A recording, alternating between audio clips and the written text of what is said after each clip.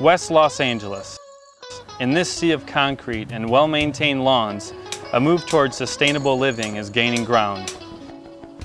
People of all ages are getting involved, growing organic fruits and veggies, and celebrating life and community. I'm going to get pulled right in. Now it's your turn. Join the Westside Permaculture Group, along with hundreds of community members and volunteers, so that we can create over 100 edible gardens of gratitude on the weekend of May 16th and 17th, all across the West Side. If you've ever wanted to start a small home garden in your front yard, backyard, or even your balcony, now is the time to get started. You can also volunteer to help design someone's garden space, or get your hands in the dirt to help build and maintain it. I think that this garden challenge that we're throwing out there and asking for community involvement in is a pretty simple but significant step. It's really easy to plant a garden. You can have a large garden, or you can just have potted herbs on your kitchen counter, and it's the easiest, most simple thing to do to start making a difference, connecting back with nature, connecting with your community, and getting involved in something.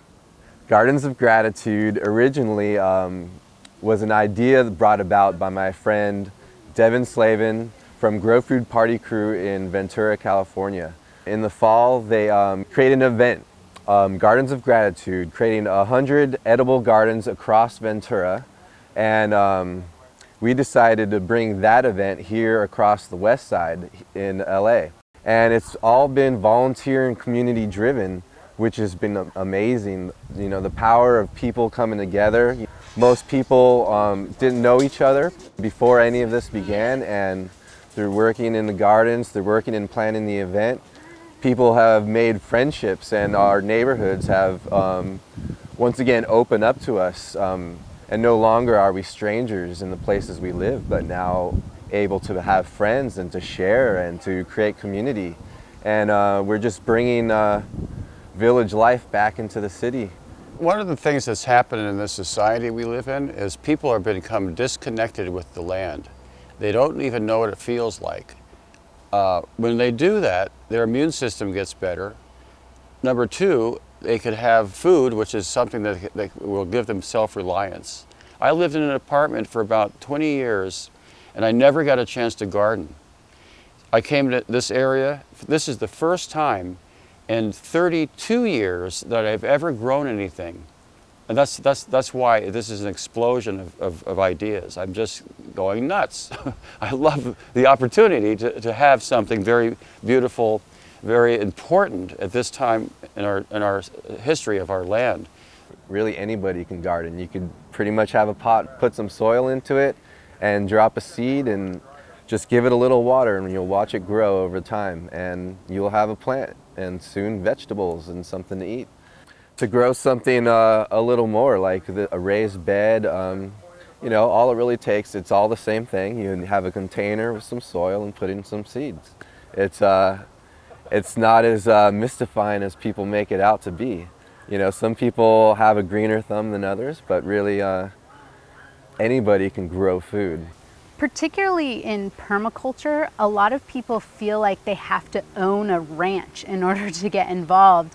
And I think that's why perhaps it's not as much of a buzzword in urban environments as sustainability and green living and things like that are.